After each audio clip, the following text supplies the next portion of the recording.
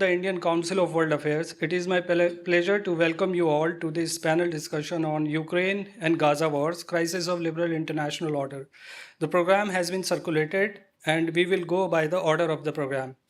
To start, may I invite Ms. Nutan Kumar Kapoor Mahawar, Additional Secretary, ICWA, to give the welcome remarks.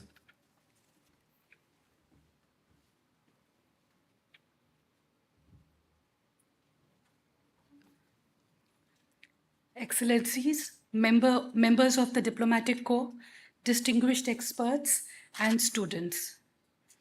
The textbook definition of international order is a set of rules, institutions, and norms that govern the interaction between states in the modern international system.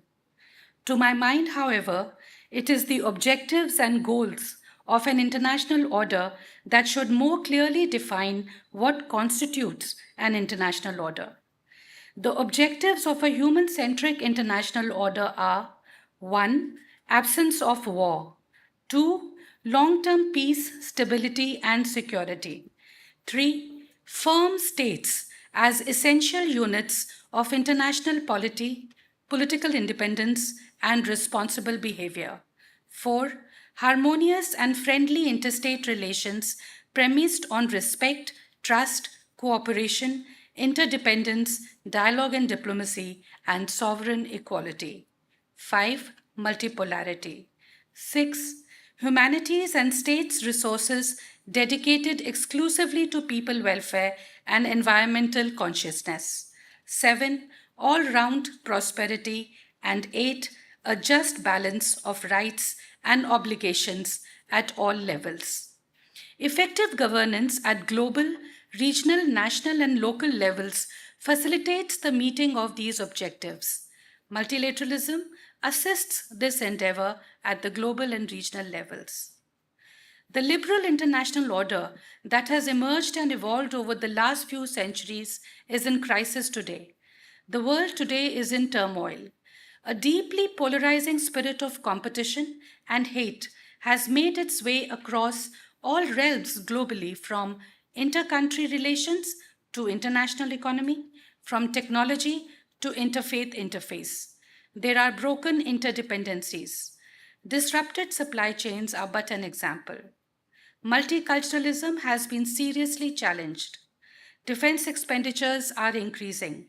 Look at Europe. There is increased nuclear rhetoric disturbing the existing nuclear order. We are seeing soft borders somewhere and artificial borders elsewhere. There is a rethink about free markets.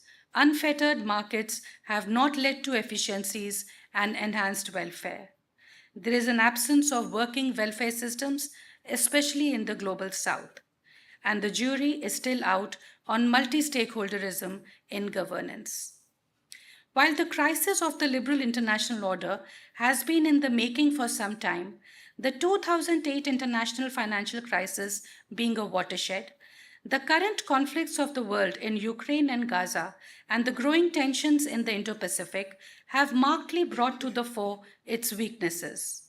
While fervent efforts continue to be made on dialogue and diplomacy, the world seems to be going down the path of war. Cooperation is a fundamental tenet of international relations, and that is being severely impacted adversely. Divisions are becoming acute. So, as the world embarks on constructing a new world order amidst the current unparalleled geopolitical tumult, what are the solutions that come to mind? 1. The liberal international order originates from the West and has been propagated to the rest of the world from there. There are plenty of lessons to be learned from this journey, chief among them being the need to understand and imbibe Oriental values and value systems. The Occident and the Orient need to synergize. 2. A study of indigenous cultures and governance concepts and a public debate on the subject will be useful in this endeavor. 3. A consensus around what constitutes universal values and principles of a rule-based international order and what constitutes internationalism. 4. Initiatives at all levels to promote greater acceptance of diversity and plurality within and between countries and mutual understanding. 5. Reform of institutions of global and regional governance so that they are able to support the new world order, including its emergence. And 6. Discussions and awareness of this theme in every country and among every people. I'm sure the panel will come up with many such interesting suggestions and observations. I look forward to a thought provoking and engaging discussion. I wish the panelists all the best.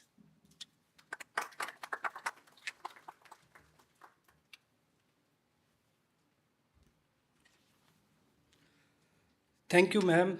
Now, may I invite the chair, Ambassador Professor Mohan Kumar from OP Jindal University, to give his remarks and carry forward the proceedings. Thank you. Thank you very much. So I want to thank first Ambassador Nutan Kapoor and ICWA for this amazing opportunity. And I'm an extinguished ambassador trying to be a distinguished scholar. In one case, distinction is conferred on you. In the other, the distinction has to be achieved. The latter is much more difficult, as you will. I'm looking at the diplomatic corps as I say this. I'm sure they understand what I'm saying. So I want to confine myself to just 5 minutes of provocative questions. And I have some really distinguished academics instead of someone like me masquerading as an academic. I think there are some wonderful academics alongside me who will, I think, be able to answer some of these questions. The first question I want to ask myself and the panelists and the audience is that the world is on the cusp of change. There is a crisis. So what kind of crisis? How would you describe this crisis? And what kind of change can we expect? So that's the first.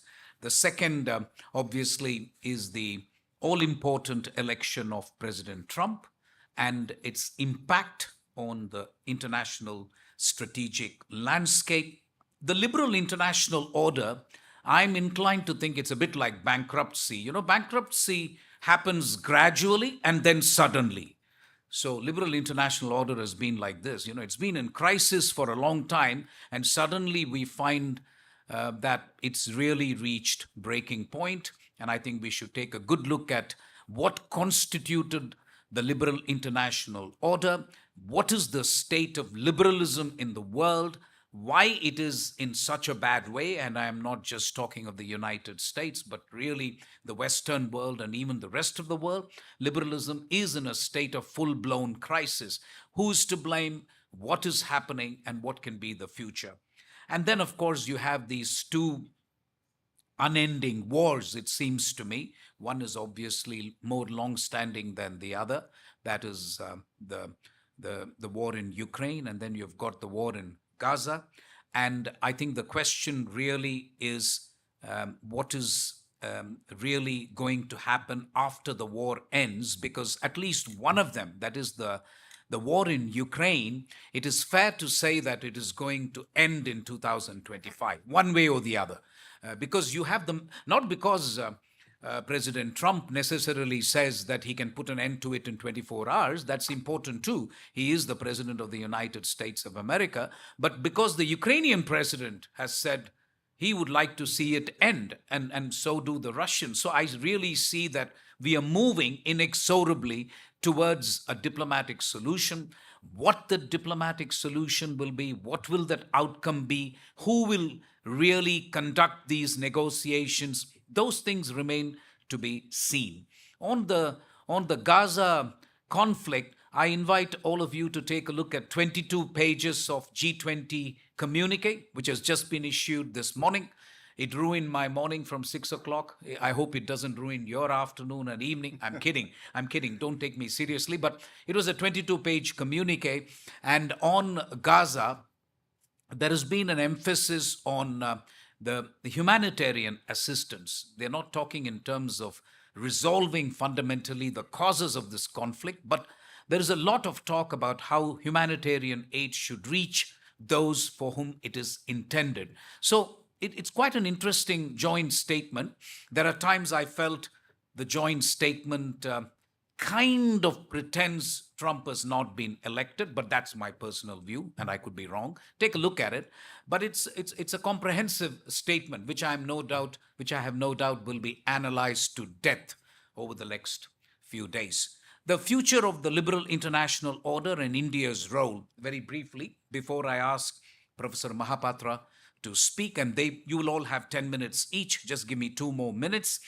On the future of the liberal international order, it's my understanding that to some extent the whole movement, the liberal movement, has to do a lot of self-introspection, frankly. It's not just the United States result. I'm talking about the wider movement worldwide. Where are those liberal values? Do people who are out of work and who are disadvantaged in a society, do you expect them to share liberal values? That's the first question. If you don't have a job and if you are in poverty, are you going to talk about liberal values or not? But that's one thing that we saw in the American elections. But as I keep saying, it's not just the American elections, although you could argue that is the most important election, but the number of elections elsewhere are really sending out the same message. What are the priorities for people? So there is a whole rethink that is needed on the part of the liberal movement, in my view. And I think that's begun. It'll take time. And then we will see what happens to the movement itself. The movement is important. The liberal international order is another matter. Because if you consider the liberal international order as comprising of three things, I mean, it comprises a lot of things, but it comprises three things. Politically, the multilateral institutions, they are in a terrible way. If you look at the UN Security Council, it's not been able to stop wars. If you can't stop wars, what the hell are you doing in the UN Security Council? You could ask yourself that question, because they are in charge of war and peace. So that, second, in terms of economics and trade, you know the WTO. I spent 10 years of my life in Geneva at the GATT first and then the WTO, and it pains me to see the WTO this way. The dispute settlement function is not working. The negotiating function is not delivering, and the trade monitoring function is not delivering. These are the three important functions of WTO. So that is the economic dimension of the liberal international order. The military or the security dimension of the international order is fundamentally based that states will give up a little sovereignty for international peace, for the UN, etc. That simply is not happening. People are back to being nation states, and people, or when I say people, countries are back to attaching undue importance to sovereignty, not parting with it. So there is a whole new definition of sovereignty, if you look at the Russian war in Ukraine and other examples. So the liberal international order, I'm afraid, will have to also be rebooted. You need to have a liberal international order 2.0. And last point, what is India's role in all of this? If I am brutally honest, India alone does not have the agency at this point to really recraft a new international order in lieu of the one which is collapsing or which is on its last legs. So India will have to work with like-minded countries. India itself is, I think, conducting a foreign policy of multi-alignment. I believe it's doing well, but the future may be difficult for all countries.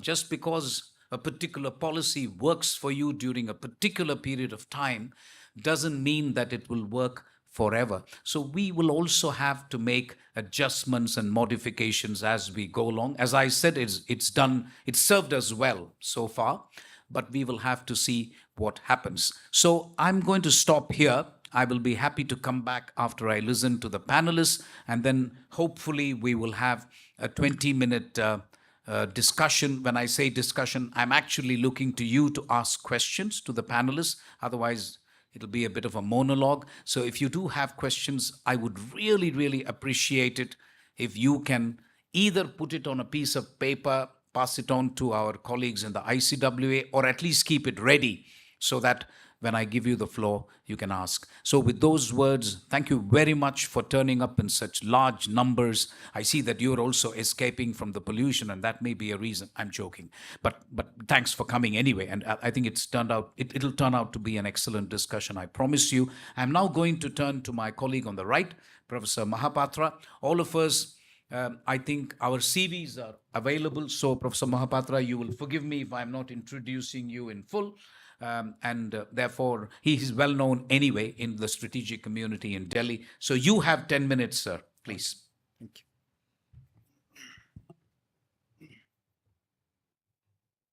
you. Ambassador Professor Kumar, Ambassador Nutanji, my co-panelists, distinguished people in the audience, and some of them dear students. Good evening and namaste to all of you. Thank you for this opportunity so that I can share some thoughts very briefly in 10 minutes on an issue that we can discuss for 5 hours. First of all, Ukraine war and the Gaza war. Both the wars are very, very critical, and it's appropriate that we're discussing it because the Ukraine war has impacted food, fertilizer for people even in Africa, in Latin America, all over the world. And Gaza war is taking place in the heart of the hydrocarbon resources of the globe. And the whole world is affected. So these are not just regional wars. In Ukraine war, you have the United States, which are directly involved. They may not be fighting the war with Russia directly, but without the US help, what is Ukraine war? And in case of Gaza also, similarly, the US involvement is there. If you read the narratives in the US newspapers and journals, they're all talking about liberal international under crisis and putting all the blame on Russia. But if you see and compare, in case of Gaza, the blessings on Israel is there. Every other day, you will have a statement that Israel, you must do this, you must do that, and then the weapons will be flowing in. And in case of Ukraine, without the US weapons flowing in to Ukraine, Ukraine war would have been over a long time ago, right? So here is a double standard. And when I read all these, ideas about crisis in the liberal international order, let me say the following things. This is my own views. I think the liberal international order is a myth. It has never been there. Most of the specialists on IR and the professors and the students and the researchers, they talk about liberal international order, socialist international order, full of textbooks and articles. Nobody appreciates that after World War II, there were 3 different orders. Not exactly orders, but attempt to create orders. One, of course, was the liberal international order, which was supported by the United States and some of the European allies. Then you had the socialist order, which was championed by the Soviet Union. And for some time, China supported, and then again, China opposed it. And then India, along with a few other countries like Egypt and Indonesia and Ghana, were trying to create a non-aligned order. And people don't appreciate it, don't build theories on it, don't talk about it. 3 efforts were there. Having said that, the reason I'm saying 3 orders is even now that is going on. Having said that, liberal international order was an attempt. And the creation of the institutions like the United Nations, like World Bank and the IMF, and first GATT and then WTO, all were the structures which were supposed to establish an liberal international order, a rule-based order. So instead of war, you do commerce on the basis of certain rules and regulations. If there are conflict, you resolve it through dialogue and negotiation. There are mechanisms for that. But if you just take a little look into the past, was it a peaceful order? No. Now, the people who are complaining about the liberal order in crisis were responsible partly for the disorder in the whole mechanism to establish the new, liberal international order. Just to give you an example, soon after World War II was over and the UN was set up and the goal was to prevent another war from taking place, how many wars have been fought? Hundreds of them. And the Cold War hotspots everywhere. The Korean War, the Vietnam War, the Afghanistan War, war in the Middle East. You can't even count in your fingers. right? And who was responsible for this? People who tried to create order, they were responsible for this. Today, people are saying, they are talking about regime change. Was there not a time when Washington's connection with third world dictators were very blatant? Ferdinand Marcos in the Philippines, Chandu Wan in South Korea, Mr. Ziaul Haq in Pakistan. Then you have Manuel Antonio Noriega in Panama. You know, Allende in Chile. And as and when they cooperated, they were part of the liberal international order. And the goal was to democratize the international system. As and when they fell from the grace, they were thrown out.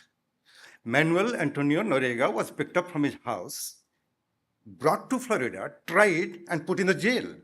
Was it international order? It was not. Similar thing can be talked about even the Soviet Union. It's not that they're very clean. We know about the Hungarian crisis, Czechoslovak crisis, so many other crises are there. So the countries which are trying to create order, liberal or socialist, they were partly responsible for whatever happened at that time. And today, when you are talking about crisis in the liberal international order, I must say that although the attempt was not complete, although it was not successful, it was always work in progress. Even now it is work in progress. Even then, an attempt was made, institutions were built, treaties were negotiated, trade and commerce was taking place. And after all, today when you have 193 countries which are independent, and they're existing on the basis of the principle of sovereign equality of nations, was it at all thinkable before World War II? No, it is all, the whole world was carved into colonies and all. But today it is possible. So some kind of effort is there to create a liberal international order. But today, why put the blame only Gaza war and Ukraine war for discussing crisis in the liberal international order? What is happening today, number one, is the world, particularly in important countries, are moving to the right. You have the AfD in Germany. You have the Trump phenomenon in the United States of America.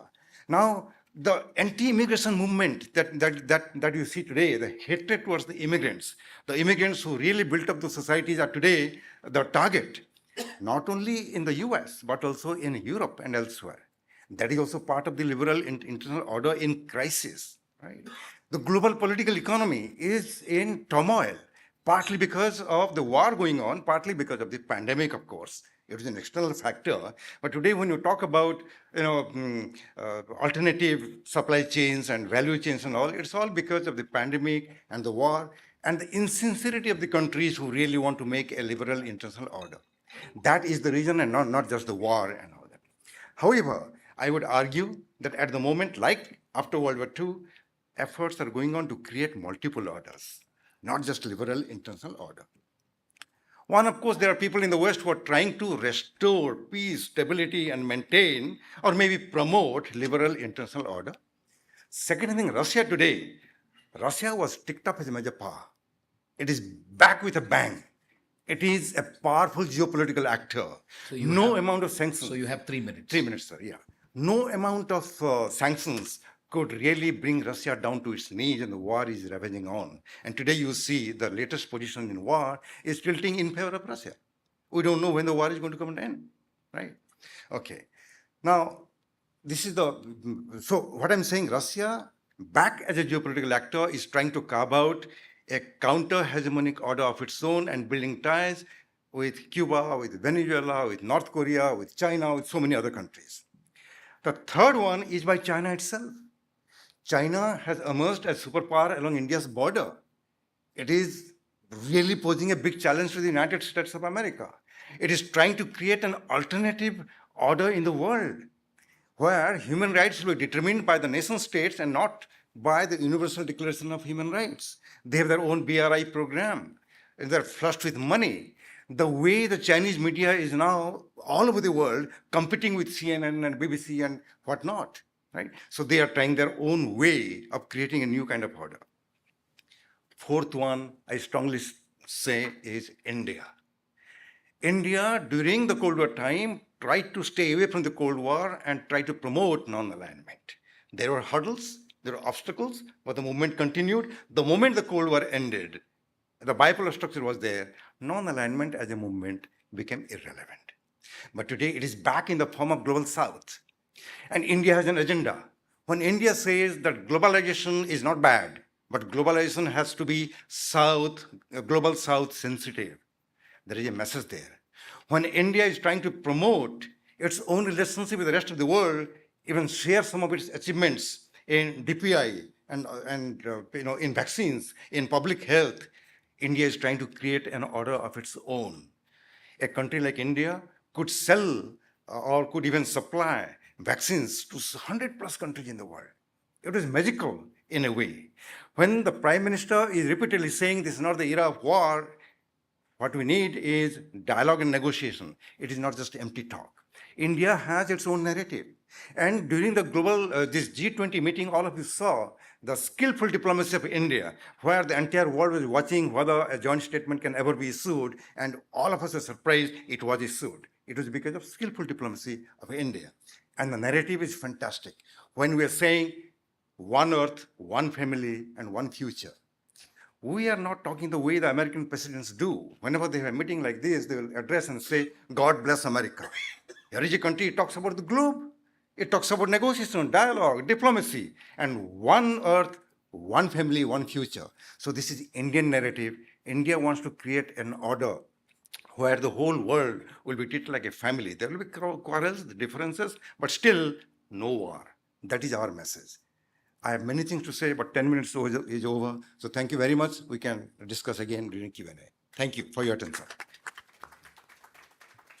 Thank you, Professor Mohapatra. Far be it for me to summarize, but just so students especially, but others as well, two main takeaways: that the liberal international order was largely a myth, and the second, that India is crafting and constructing an order of its own as part of the global South. So thank you very much. I now turn to Professor Pandey. 10 minutes, please. Thank you very much.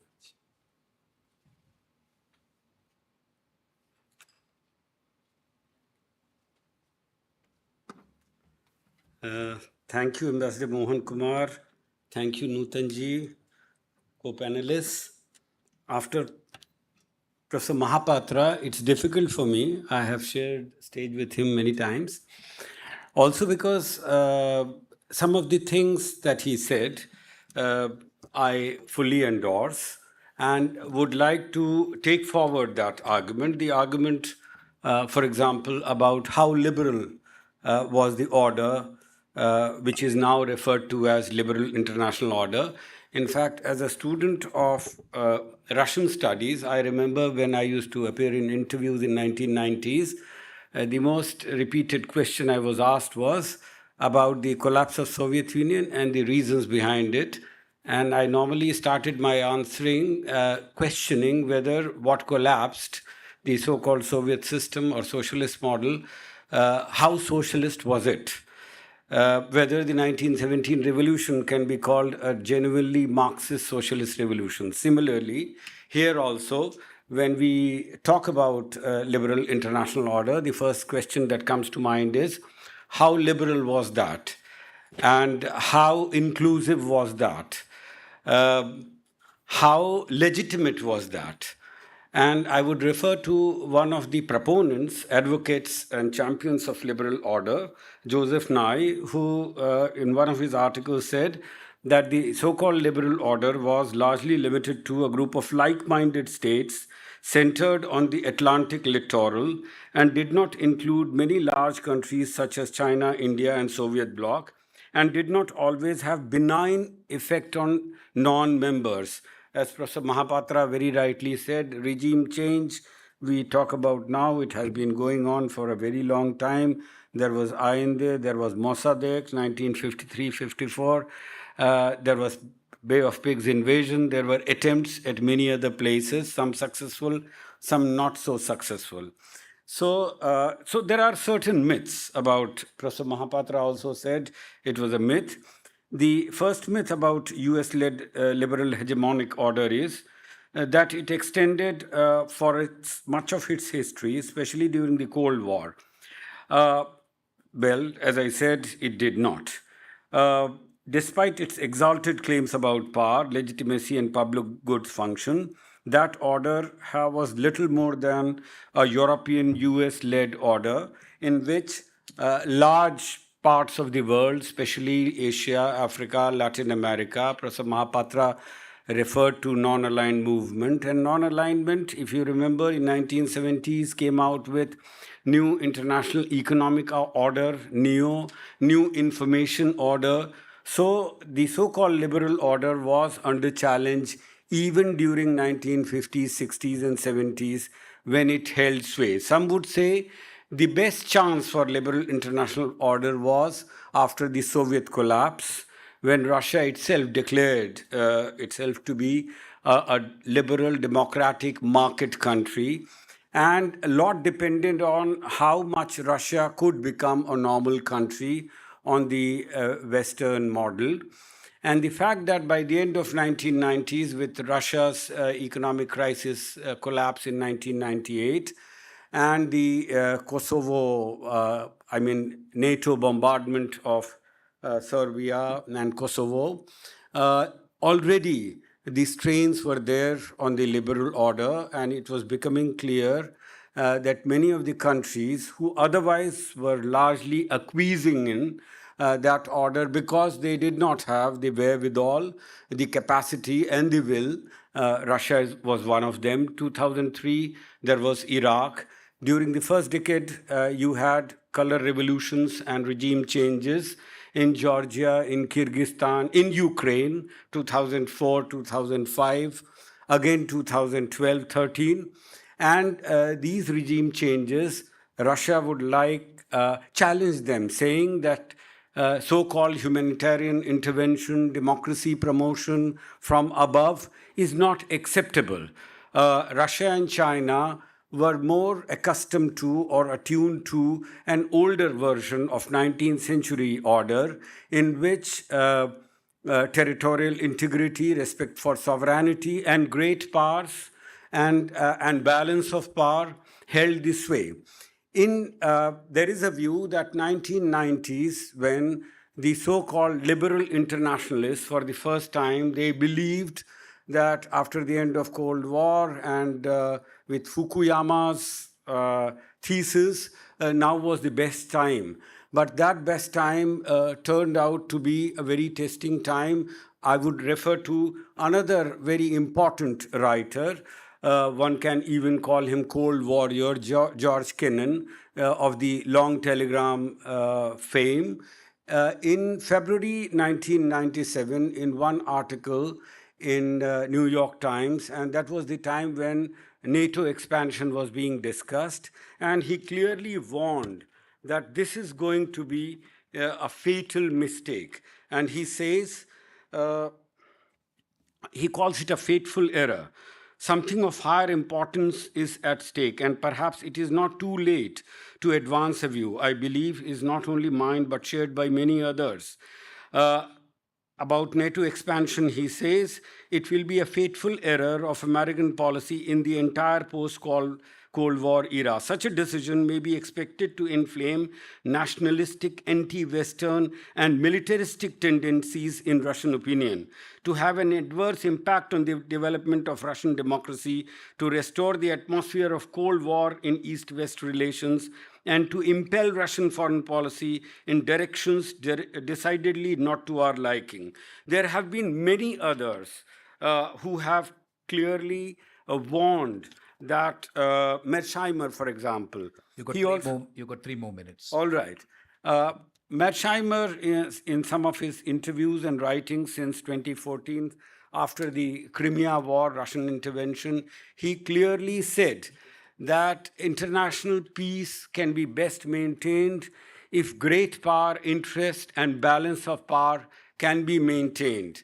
The promotion of democracy and humanitarian intervention is not going to work. He even advised the Ukrainian leadership to pay heed to some of Russia's concerns. Unless that is done, he believed things are going out of hand. So the liberal international order has been challenged, not now, but for a very long time. It's only now that since Russia and China, because of their capacity and also their will, and they, as I said, believe in balance of power, national sovereignty, and are opposed to democracy promotion and humanitarian intervention. unless these various opinions are taken into account, no attempt at building an international order. Russian invasion of Ukraine, for example, was considered as one of the turning points. In the sense, it sharpened the commitment of the Western countries and US to the liberal order or democracy. But many countries, including most of the countries in Asia, Africa, and Latin America, so-called Global South, they believe that the war should not be seen as a contest between democracy and authoritarianism, that the so-called liberal order is a Western construct, and the Ukraine war is a matter of geopolitics rather than about norms and principles. Therefore, any attempt to build an alternative order will have to take into account the opinion, the historical cultural experience of non-Western societies, especially in Asia and Africa. Unless it is done, no such world order is going to be sustainable. Thank you very much. So thank you. So one of the fascinating things about chairing a session in Delhi is that you come prepared for something and then the panelists take you in a completely opposite direction. So I might as well throw all my notes in the dustbin. Joking aside, I think Professor Sanjay Kumar Pandey has taken this argument further. My understanding of what the two speakers have done, before I hand it over to Dr. Atul Mishra, is that they are arguing the liberal international order was neither liberal nor international. But they're not questioning that it was an order of sorts, at least. That's my understanding. So we have knocked off the two pieces of the acronym, namely liberal and international. Liberal, obviously, because they say it's a myth, there was one hegemon, and there were other things done which were illiberal. International, not, because obviously countries like China, India were not part of it, at least initially. So I will come to my little bit of a rejoinder, otherwise it would be dull. So I have to say something against it, but that I will reserve for later. But let's listen to Dr. Atul Mishra. You have the floor, sir. 10 minutes, and you don't mind if I tell you 3 minutes more. Thank you.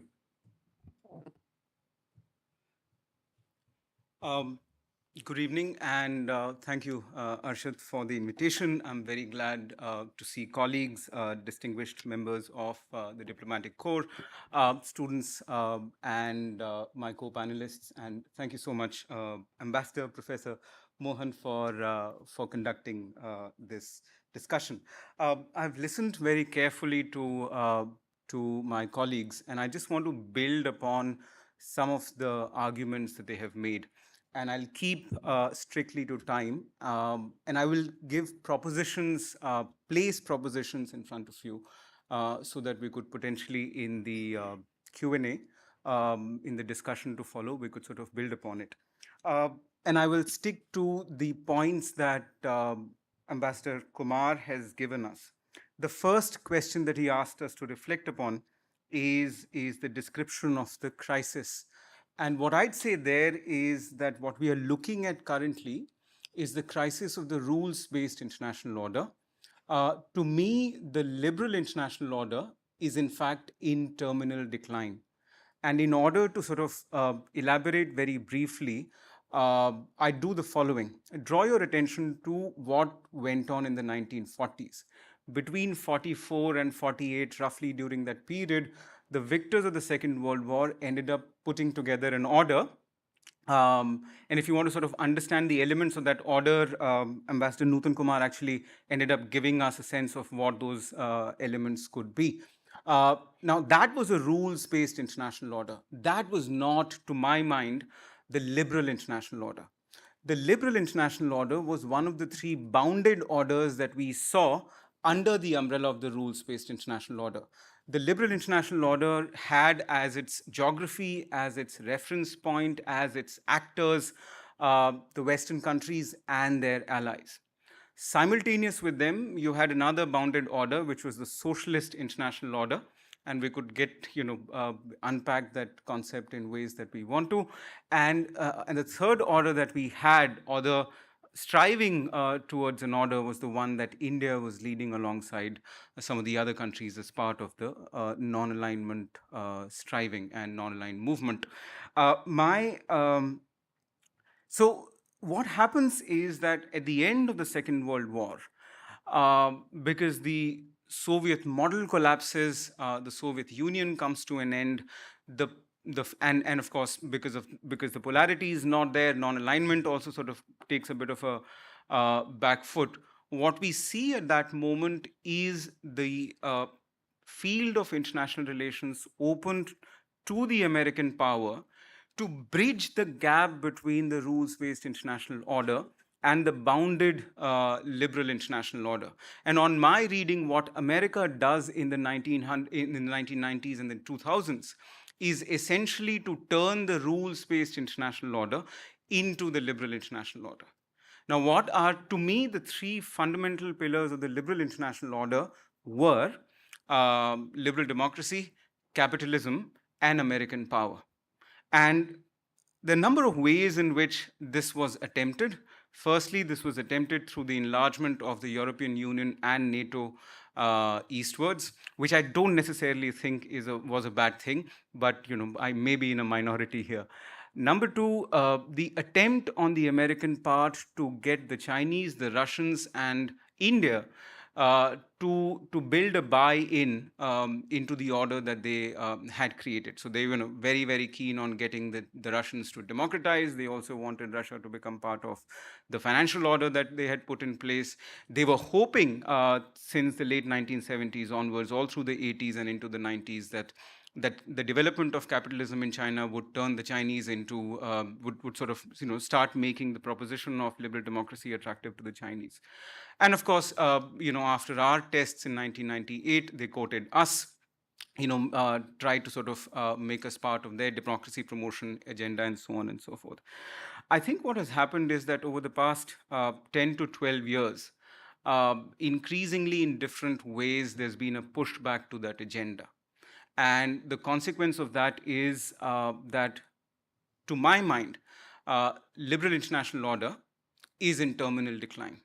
There are few takers today for the idea of liberal democracy as the final form of human government, also known as the Francis Fukuyama thesis.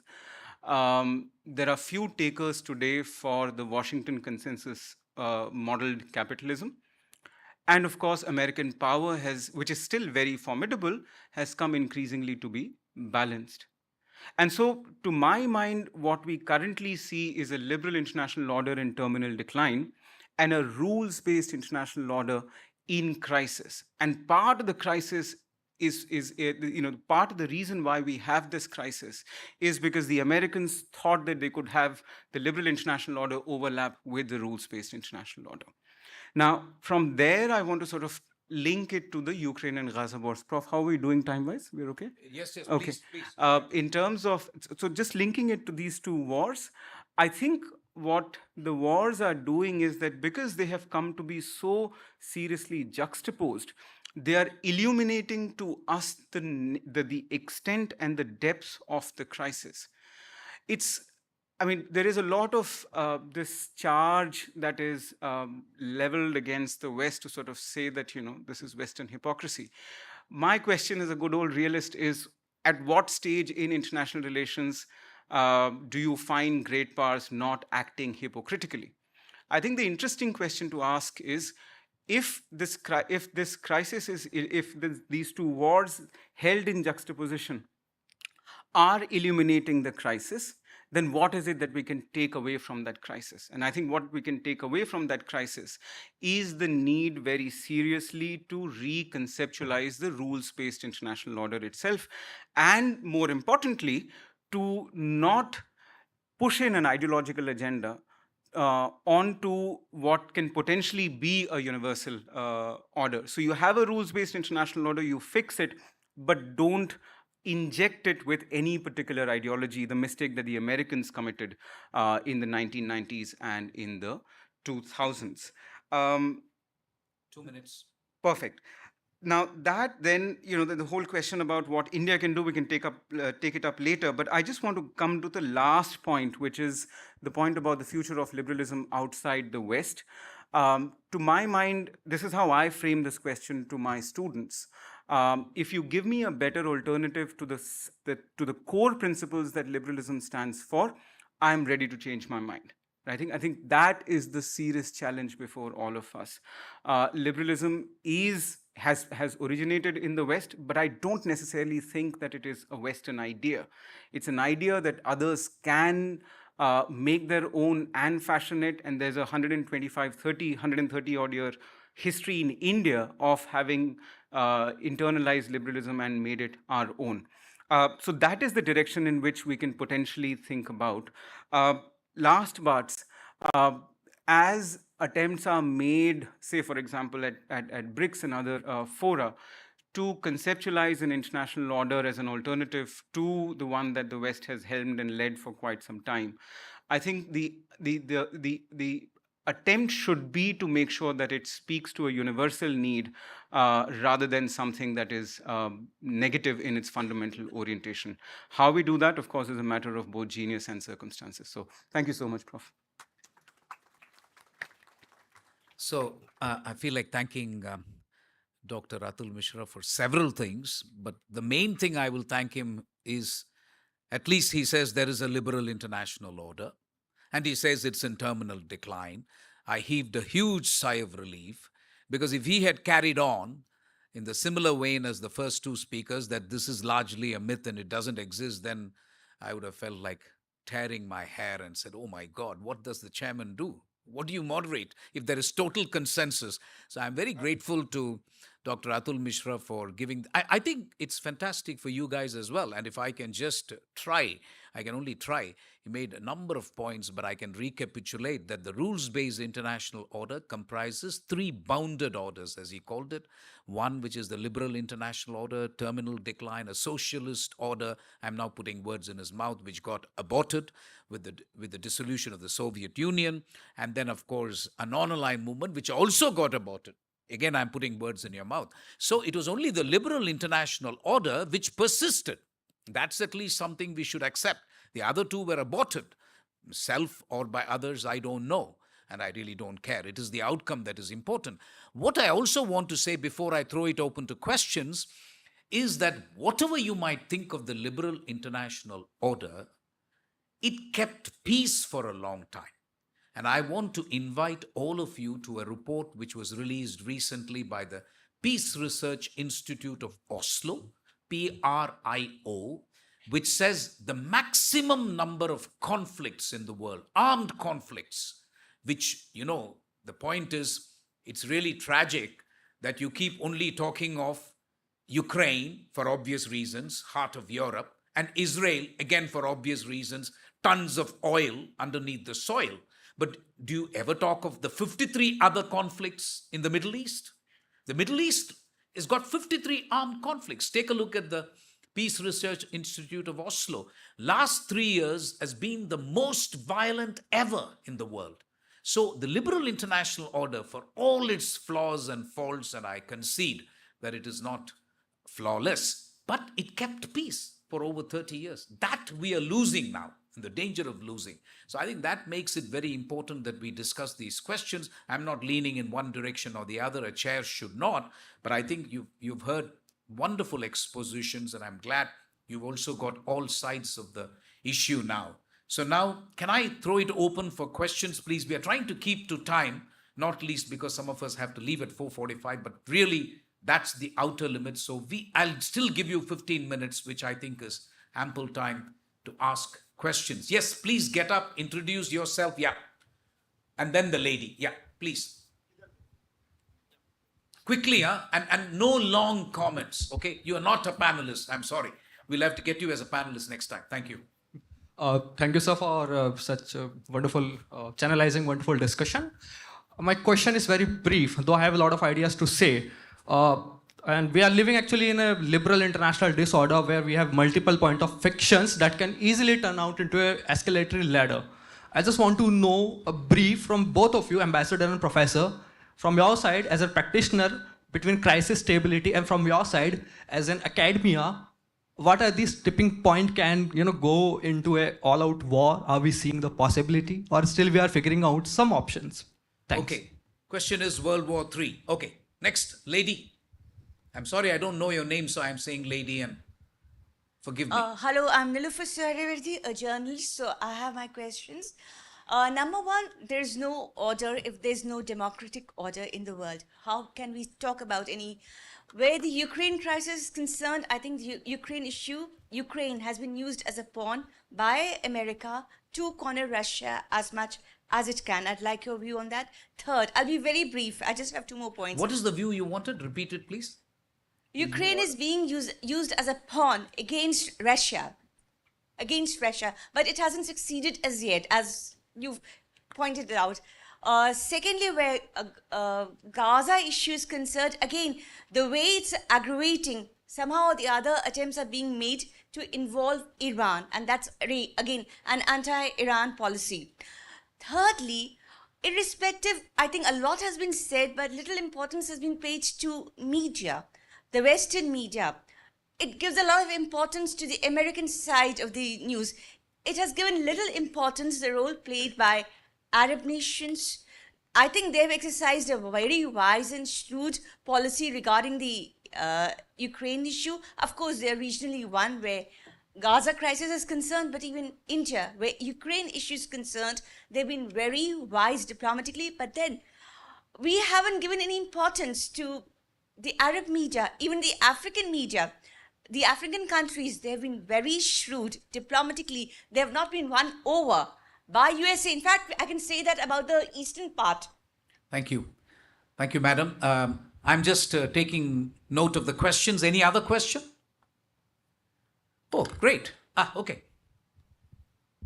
Please tell me your name as well. What do you do? I'm Lakshay. I'm preparing for UPSC right now. Welcome to the club, my friend. Thank you. Thank you for the wonderful discussion. I just want to ask, is profiteering in liberal international order driving us towards talking about supplying more weapons and more aid rather than talking about resolving the disputes? The profiteering part, like by defense industrial lobbyists in the developed countries especially. Okay. We saw that US has the agency to indulge in backtrack diplomacy. It did with Taliban, but it can't do with the established state like Russia. And instead, we are supplying more and more weapons, proliferating other regional wars as well. Okay, thank you. So I will take care of the tipping point question, World War III. If you can take care of the Russian part of it, Ukraine being used as a pawn, if you can deal with no order without democracy, and Dr. Atul Mishra on the media, this African and Arab media not represented. That way, I think we will be fine. I'm sorry, there is also our UPSC aspirant who was, maybe I should take that as well, the military industrial complex. Okay, so if I can take care of the tipping point and the World War III, look, I'll be honest. I think if you look at, there is one book that is worth reading, since a lot of students are there in the audience, Sleepwalking into World War I. Take a look at the book. It's excellent. And I sometimes get the impression we may be sleepwalking this time as well, hopefully not into a World War III. But I will not conceal from you my concern that North Korean soldiers getting involved is a kind of a paradigmatic shift, I have to say. You cannot view this as normal, frankly. So I think we have to look again. But then you have the American president, and you have now the Ukrainian president saying we want a diplomatic solution. So it seems to me that American power, the decline of American power is hugely exaggerated, as is the increase in Chinese power. This I have been noticing for some time. So it still seems to matter that the American president has not even taken office, and still the main protagonists are saying we want a diplomatic solution. They were not saying that until the other day. So we will have to wait and see. I don't think it will come to that, is my simple answer to you. I don't think, although the signs are there, we are not. Then the other thing about the UPSC aspirant, sorry, I didn't get your name. Look, there has always been a military-industrial complex. Look at the statement of Mr. Donald Trump's son on the supply of missiles by who? Sorry, Joe Biden. These ATAMS, whatever you call it, attack MS, I think it's just Army Tactical Missile Systems, which have been supplied, or which are going to be supplied by Joe Biden to the Ukrainians. Mr. Donald Trump's son has said that this is pandering to the military industrial complex. My father would take over and we would put an end to the war. I find it extraordinary that he's making this statement. So there is a military industrial complex, whether you like it or not, which has benefited hugely from the Ukrainian war. There is no questioning it. It is there. And that also benefits from what's going on in the Middle East. So that I think you can never really ignore. But you will still have to deal with the outcome of these wars. Can I turn to you, Professor Sanjay Pandey, for that question on Ukraine being used as a pawn? Yeah. First, maybe I would like to respond to what you said about liberal order having maintained peace. The reason why there was relative peace was not so much because liberal order had its legitimacy, but because there was a countervailing power. Soviet Union was there. In August 1990, Iraq invaded Kuwait, and Americans dare not intervene for 5 months till January 1991. It was only when Gorbachev convinced them that the Soviets, who had a treaty with Iraq 1972, like Indo-Iraqi treaty.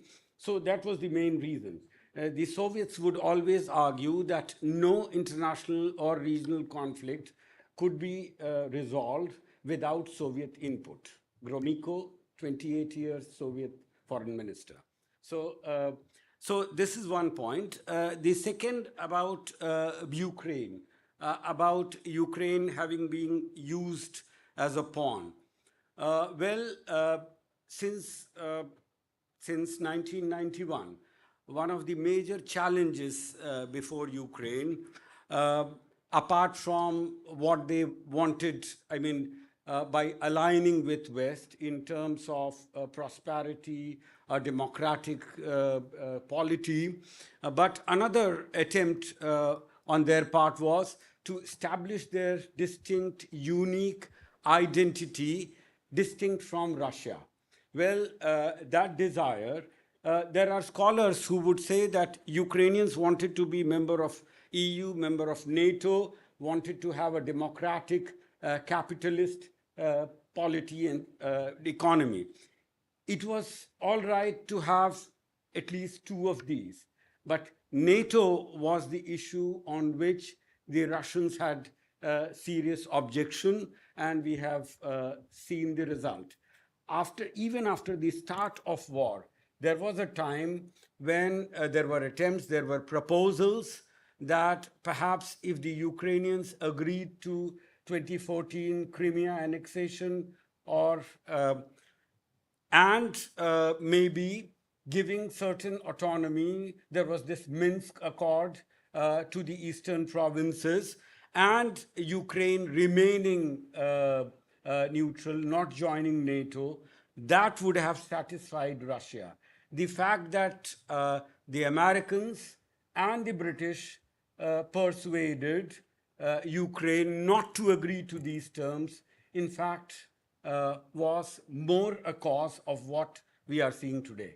Thank you. That's the Istanbul process that you're talking about. Yeah. Yes, Istanbul. Professor Mahapatra, you are supposed to deal with no order without democracy. So what kind of an order is it? And secondly, also the Iranian thing, if you can also include, because she did ask a number of questions, but one of the questions she asked was that even the present Gaza conflict, why bring in Iran? That's the question she's asking. Please, you have 3 minutes, sir. In 3 minutes, I'll tell 30 things. No, you can extract. Number one, I very emphatically said, order is always the goal. It's never the reality. Democracy is always the aspiration, never the reality. Equality is always an aspiration, never the reality. So, liberal international economic order was just a project, work in progress, meeting all kinds of challenges. This is number one. Number two, anybody who recall what Nutanji said initially, if you recall, is there order in the world? Of course, if you go to Singapore, fantastic order. Go to Beijing, more fantastic order. You go to Sudan, you go to Yemen, you go to Syria, you go to Afghanistan, you go to Ukraine, you go to Gaza. Is there order? Go into the air and look at Earth. Is there order? Disorder everywhere. So it will always be the goal, never be the reality. Secondly, you talked about the media and all that. There was a time when we demanded a new international information order because only 4 news agencies were controlling the flow of information around the globe. So cow in the streets of Delhi would hit the headlines in New York Times, something great happening anywhere, will find a small place in 13th page of Washington Post. So, but today, the media has changed. Social media is more powerful than your print media, audiovisual media, so much so that in the recent American election, both Trump and Kamala Harris used social media to reach out to common people. So today, those issues are gone. But you are right, that if we really want to understand, we have to read African news, we have to read Middle Eastern news, we have to read all kinds of news. Then you know what exactly going on in the world. Third, World War III. Recall what Einstein said. Somebody asked him the same question. Mr. Einstein, sir, what do you think about Third World War? He said, I can't tell you exactly about Third World War, but I can tell you about the Fourth World War. And what is that? In Fourth World War, people will be fighting with sticks and stones. Total devastation if there is a nuclear war. So when the Americans talk about relative peace, it's simply about nuclear war not taking place. Otherwise, the way Master Kumar talked about the number of conflicts going on around the world, is it called peace? It's not peace at all, right? So World War III is not going to happen in terms of nuclear war. But finally, just one footnote. When the pandemic took place, like all of you, I was confined to my home. I used this camera, shot a small film, about one minute or so. And I said, in my view, Third World War has started. This time the war is not between nation states. It is between the human beings and the virus. If this is not the time for the human beings and the nation states to bury the hatchet and cooperate and fight back the virus, when can we? Facebook में तो पट like आ गया. But after some time we read about vaccine nationalism. We'll never change. हम कभी नहीं सुधरेंगे. We'll never change, right? So ultimately, the Third World War is again going to be between the human beings and the climate, between the human beings and the next pandemic in the waiting. That is where we have to see Third World War, not in terms of fighting nuclear war. Small wars will continue. Thank you. So, Dr. Atul Mishra, you pick any issue you want. I have to be fair. You have 3 minutes. So, if you want to talk about the media, that's fine. But also in response to other questions that have been asked. Thank you. Thank you, Chair. Just a quick one on the media, because I had some time to reflect on it. I think 2 things are happening. The control of the West over narrative, I think that has fundamentally gone. So you have a multiplicity of narratives. There are 2 other things that I wanted to sort of say there. One is that we are living in very polarized times. Emotions are running high everywhere. So in the face of the amount of polarization that we are seeing, the fact that there's passions are running high, it's very hard to expect, and it's slightly unfair to expect media in general to be as balanced as we would want it to be, right? Well, that's just unfair, I think, which is not to say that that's not what they should be doing, but I think it's important to understand. The other part is that the emergence of alternative platforms have given a lot of visibility to voices, to perspectives that we would otherwise not have, and that I think also is a very, very good thing. Just a quick response, Chair. Just want to add to the question on the military-industrial complex. I do believe that once a crisis breaks out, the ability of the complex in any particular situation to sort of aggravate it, that ability obviously comes into play. But on my reading, it's more traditional geopolitical concerns that cause conflicts to break in the first place. So I'd be slightly careful about moving in that direction, which is to say, assign a causal force to the military-industrial complex, because that kind of seems to me like policy capture of the sort that is not very persuasive. So that would be my response to it. Thank you, Chair. Professor Mahapatra. I just wanted to I just wanted to add one point on this military industrial complex. There is one city in Northeast America which is producing 90% of the equipment and weapons for war in Ukraine. If Donald Trump comes to know about it, then he may continue to support Ukraine. Ukraine war has benefited the Americans the most, devastated Ukraine probably worse than most, if there is a word, right? Even Russian economy is gone. Africa, Latin America, all of us having all kinds of problems, but the Americans have benefited a great deal from the Ukraine war. Military industrial complex will continue. When America is giving billions of dollars to Ukraine, no check is given. Mr. Zelensky, go and spend the money. Not a single dollar goes, either through GPay or through check. It all remains in the United States. Wars are profitable. Great Depression was won over because of World War II by the Americans and all. So military industrial complex has come to stay. It's not going to disappear at all. Thank you. Thank you. Professor Pandey, last word, and then just room for one more question. If somebody felt, okay, the ladies always, but first you. No, first you, and then she. Right. Just formulate your question. Someone asked about Trump and what is going to be the future. Well, Trump, we have seen, has been very transactional, whether it was NATO, whether it was Taiwan, even Japan. In all these relationships, the one thing he wanted was that they should not piggy ride on Americans, and they should start spending more. And this relation should be mutually beneficial, especially for Americans. So the very transactional nature of US under Trump would mean that the so-called liberal international order or liberal values will take a back seat. In any case, he has been an admirer of both Putin and Xi Jinping and the North Korean leader also. So the biggest question marks are in the times to come when Trump assumes power, takes presidency. Thank you. The lady at the back, please. Yes. If you can introduce yourself, madam. Good afternoon, everyone. I'm Nandini Khandelwal.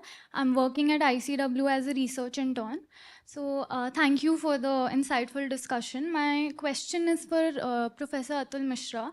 So you mentioned about the rules-based order, that it needs, since it's in crisis, and not the liberal order which is in crisis, and it needs to be reformed.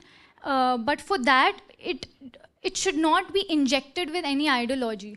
But history tells us that liberalism has always dominated this rule-based order. Now, since you have talked about the liberal international order, which is in terminal decline, how will it exactly resolve an order which is already in terminal decline, help a rules-based order which is in crisis? Like, how will it help and resolve? Okay. Dr. Mishra, you try and attempt that answer, and then I will sum up. I don't think I can sum up, but anyway. No, I'm very glad that you said attempt that answer, because that's a difficult one. Okay, so, an order, a bounded order that is in terminal decline, of course, is not going to be coming to the rescue of an order that is in crisis, right? So let's just hive off LIO, talk about RIO. So what are rules? Rules are basically a set of codified agreements among states that A, constrain, B, bind, state behavior, and then sort of socialize states into basically decent cooperative conduct. That's not hard to arrive at. And the reason why it is not hard to arrive at this stage is, I think, in the previous century, in the first couple of decades of this century, have told us that either ideological bipolarity or ideological unipolarity leads everyone to ruin. Right? So you can have ideological preferences at the national level, at the international level, if you can just come together to commit yourself to a set of very basic minimal rules, the template for which is already available, the Westphalian template. Mutual recognition of each other's sovereignty, the norm of mutual non-interference, and at this point, just the common concern towards the environment, the common concern towards the governance of the global commons, that's good enough for you to sort of start working with, right? As opposed to an animus towards the West, which seems to be at the moment the thing that is leading the convergence of a whole bunch of non-Western countries, or this liberal messianism that has brought us a lot of unhappiness. Yeah. So thank you very much. Most fascinating kind of discussion, which I frankly did not fully anticipate. I knew it would be interesting, but this has turned out to be even better than I thought. On the media, you might want to take a look at some reports emanating from the US that, by the way, most people in the US don't read New York Times and Washington Post anyway.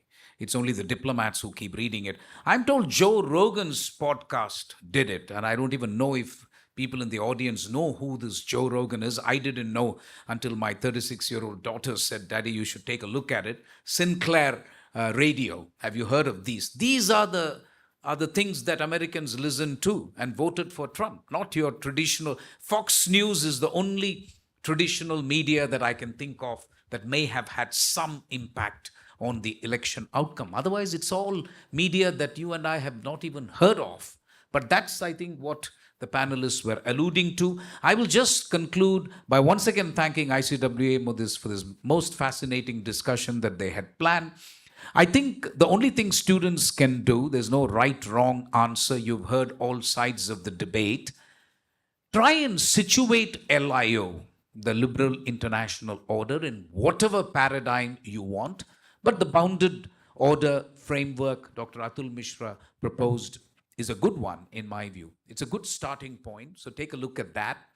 Take a look at the arguments made by both Professor Mahapatra and Professor Pandey that it was at least neither liberal nor international. Order, they both agree, but neither liberal nor international, and you will find a number of arguments to support that point of view. And then see what India did during that period. Did we subscribe to the LIO in full? Because we were, after all, a bounded order in that whole rules-based international order paradigm. And I can tell you many instances where India really took positions which are, sui generis, to put it mildly. So that is something which is interesting. And then you can look at the two conflicts and see what India did as well. We've taken positions on both Ukraine and Gaza which are sui generis. They are not your traditional Indian positions. So that is also worthy, in my view, of examination. So all in all, an excellent evening. Thank you very much for attending. On behalf of ICWA, I would like to express my gratitude to Distinguished Chair Ambassador Mohan Kumar and panelists Professor Chintamani Mahapatra, Professor Sanjay Kumar Pandey, and Dr. Atul Mishra for making their observation. My special thank to all the invited participants for their active participations. My special thank to leadership of the Council, Ms. Nutan Kapoor Mahawar, for her support and guidance to the event. And thanks to Director of Research for her help in the conducting the program. Thank you, and please join us for the high tea in the foyer.